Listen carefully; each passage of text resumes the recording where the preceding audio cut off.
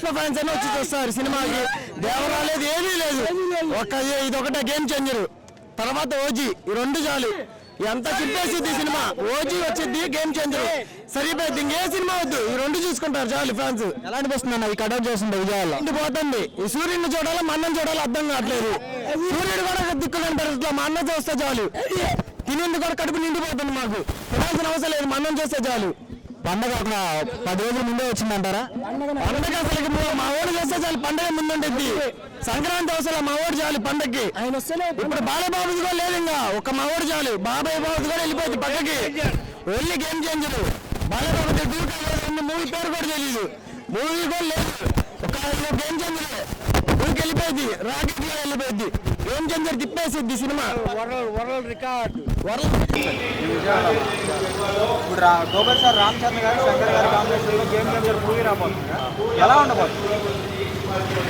Ticket ఉంది కానీ సించితే ఎలా ఎగరేస్తుందో తెలియదు, కానీ థియేటర్ మొత్తం అసలు వచ్చే విజయవాడలో ఇంకా భారీ ఎత్తుకాట రామ్ చరణ్ గారు పెట్టారు కదా, ఎలా అనిపిస్తుంది?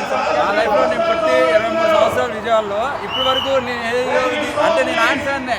మా చిన్నప్పుడు రచ్చ సినిమా వచ్చినప్పుడు ఎంత రచ్చ చేసామో మాకు తెలియదు, కానీ నా లైఫ్లో ఫస్ట్ టైం ఇంత పెద్ద విగ్రహం, అంటే కట్అవుట్ అవ్వచ్చు కానీ విగ్రహంలో పోల్చడం కానీ 256 నా లైఫ్లో ఇదే ఫస్ట్ టైం.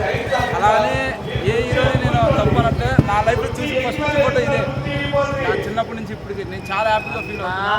ఆయన ఫ్యాన్ అయ్యి అవ్వచ్చు, ఏదైనా అవ్వచ్చు, కానీ నేను చాలా ఫుల్ హ్యాపీ వాళ్ళు. సినిమాపై అంచనాలు ఎలా ఉన్నాయి? సినిమా అయితే చెప్పక్కర్లేదన్నా, 3 క్యారెక్టర్లు అంతే. బాలీవుడ్ రికార్డ్స్ అన్ని బ్రేక్ అవుతాయి అంటారా? ఒక రికార్డు గురించి ఇంకోటి చెప్పుకోకర్లేదన్నా. గేమ్ చేంజర్ వచ్చినా మొత్తం ఎరి పుష్పాలే. టాలీవుడ్ రికార్డులన్నీ బ్రేక్ అవుతానా?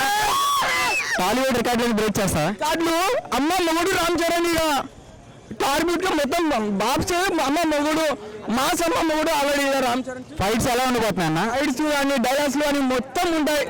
చెప్తున్నాను కదా, ఈ సినిమాలో ఒక్కటని మొత్తం క్లియర్ ఉండాలి. మేము కర్నూలు నుంచి వచ్చిన, మా దేవుడు ఆడుంటే ఆ నుంచే వస్తాం మేము భక్తులం, మా ఫ్యాన్స్ భక్తులం మేము. చెప్తున్నాను కదా సార్, రామ్ చరణ్ గారు శంకర్ గారి కాంబినేషన్లో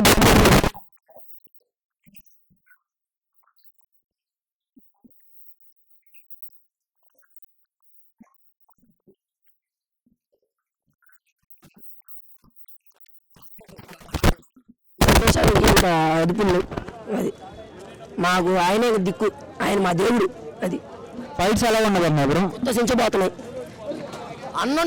సినిమాలో ఫ్లాష్ బ్యాక్ సీన్స్ కోసం వెయిటింగ్, చాలా eagerly waiting. Tollywood industry records అన్ని బ్రేక్ చేయబోతుందంటారా? సినీ ఇండస్ట్రీ గేమ్ చేంజర్ అయిపోతున్నాడు రామ్ చరణ్ గారి గేమ్